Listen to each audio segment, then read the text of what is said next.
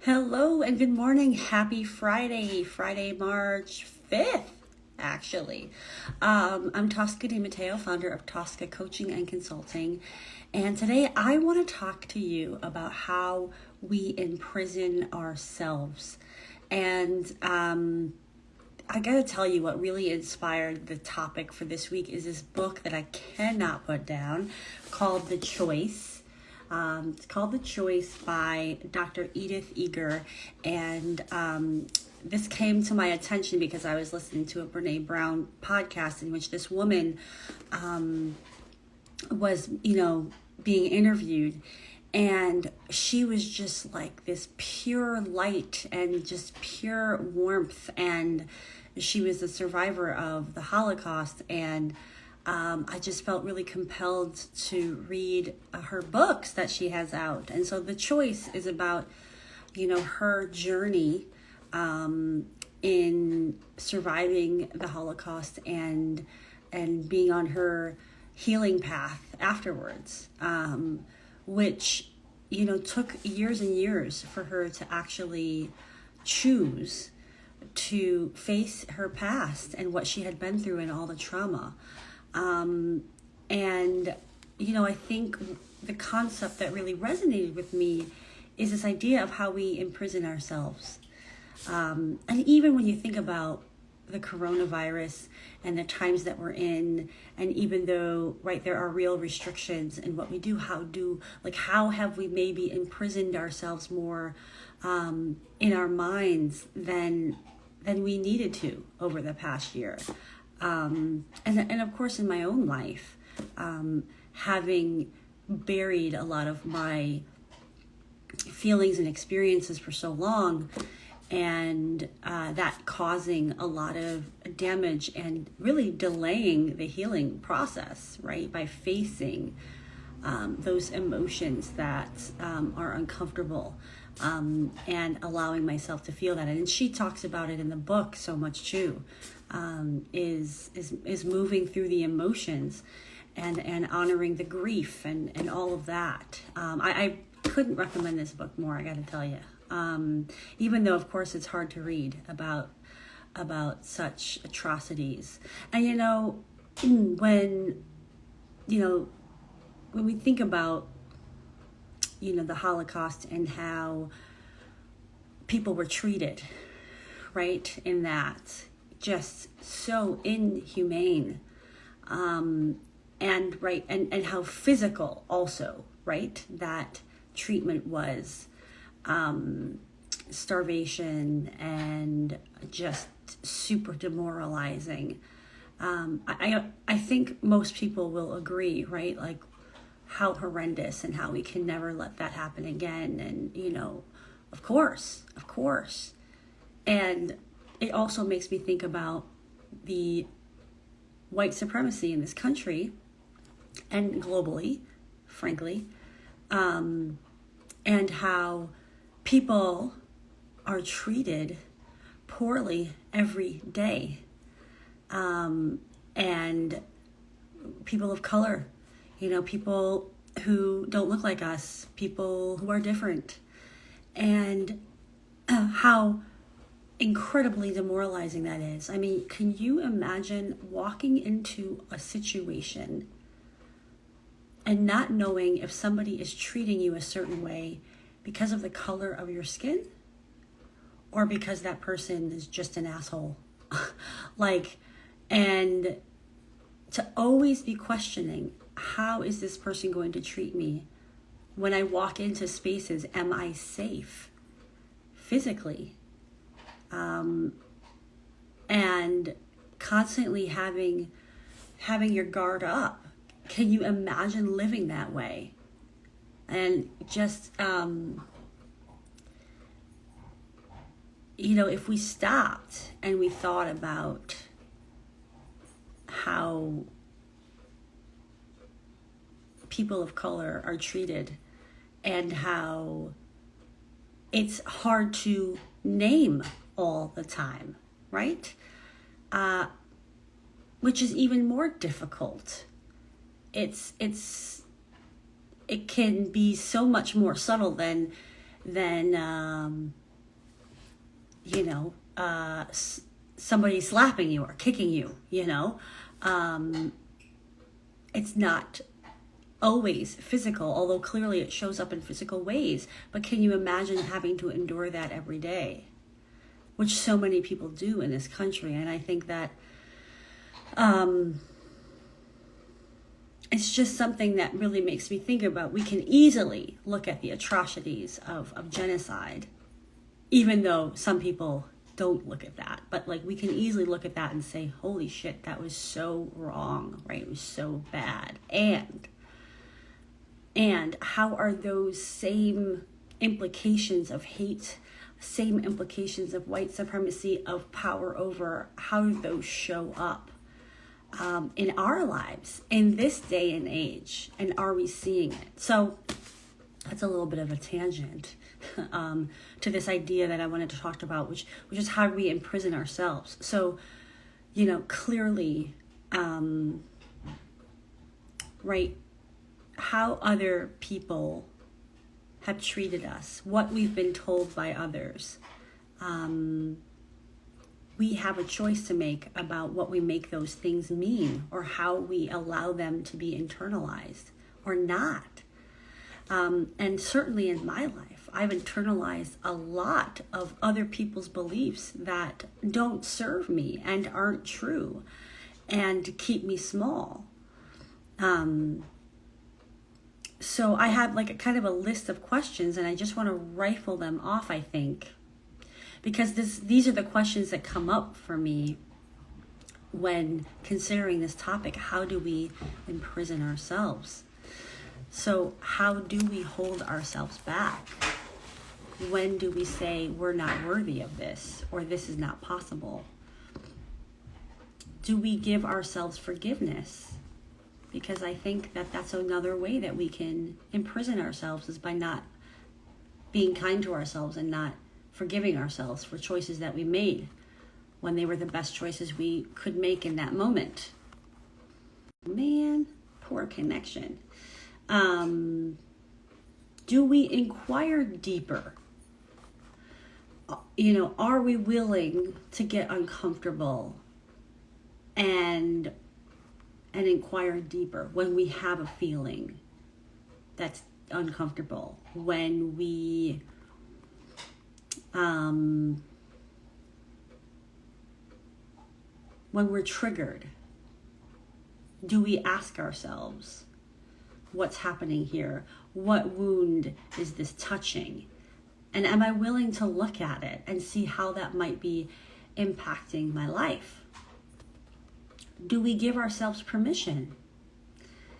Do we give ourselves permission to experiment, to explore, to be bad at something, to try something new, to get out of our comfort zone? Do we give ourselves permission to do it wrong, to get it wrong? Do we give ourselves choices? Or do we look at life so black and white we don't allow ourselves the and? We don't allow ourselves the 5 other possibilities in addition to this or that. Because very rarely, I think, in this life is it ever A or B. There's often so much more possibility that we don't even dare to explore. Are we willing to do something different? Are we willing to take a risk? Are we willing to try to interview in a different way? Are we willing to try to engage our spouses in a different way? Are we willing to ask questions rather than tell? Are we willing to disrupt our own discomfort? Are we generous? Are we generous with our time? Are we generous with our capabilities and our superpowers? Because I think one way that we imprison ourselves is by not sharing ourselves with others.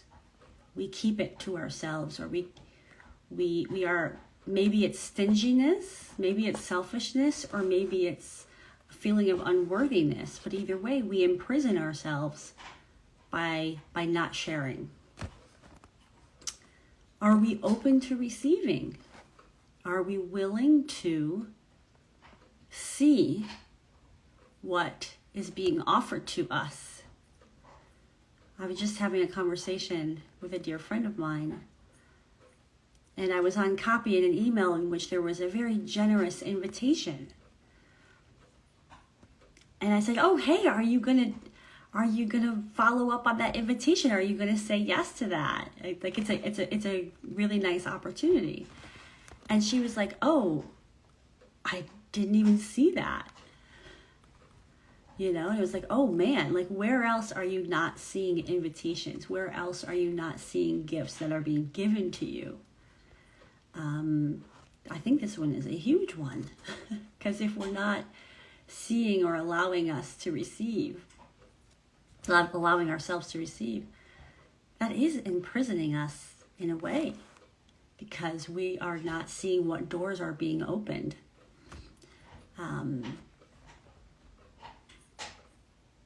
Do we defer to those around us to choose for us? Do we give up our right to choose? Do we say, whatever you want, even if it's for dinner? Or do we honor our desires? You know, there's a little bit of this, you know, are we codependent? You know, do we not distinguish our own desires from that of those who we are around?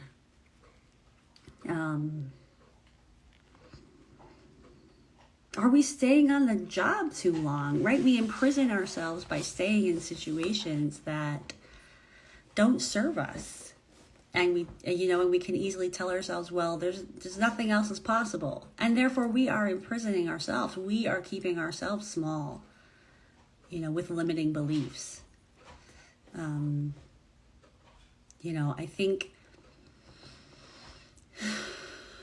I think that, yes, there are circumstances, and yes,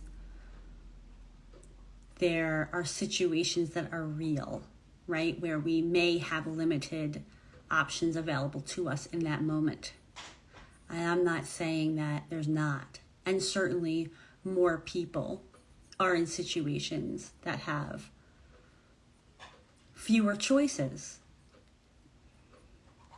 And I'm also saying that we can often be our own worst enemy. We can often be the one that's putting the barriers in front of us. We are often the ones that are putting ourselves in the box, in the constraints, in the cages, and we don't even know it.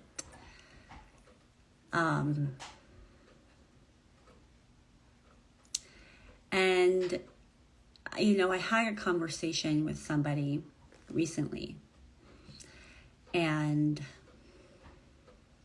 they were exploring coaching. And I said, well, you know, what brings you here? And they said, well, I think I need to do something differently in order to get a different result. And it makes me think of this concept. Well, how are you keeping yourself imprisoned right now? You know? And oftentimes, if we just look at the surface, we're not going to see it. We have to dig deeper. We have to look deeper. It's easy to say, oh, I'm doing everything. I'm like, you know, in the case of like job hunting, I'm looking for jobs. I'm applying to like 100 jobs a day. I'm, you know, all this stuff. Okay, that's what you're doing. Who are you being? Like, what are the messages in your mind that are trapping you? And and you're not paying attention to those thoughts, or you're just living with these inner critic thoughts, you know? So yeah, I mean, I think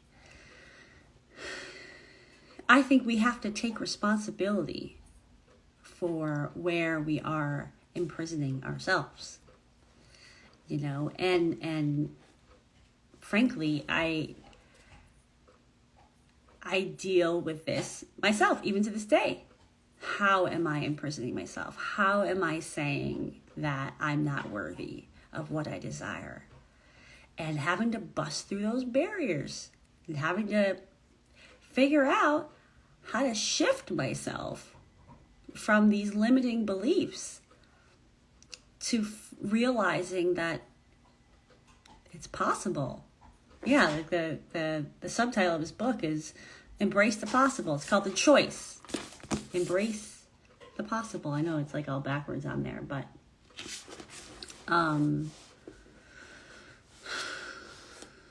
it's interesting, right? Because I started to think about when you know, I'm vaccinated and when the world becomes more accessible again, how do I want to be? What different choices do I want to make?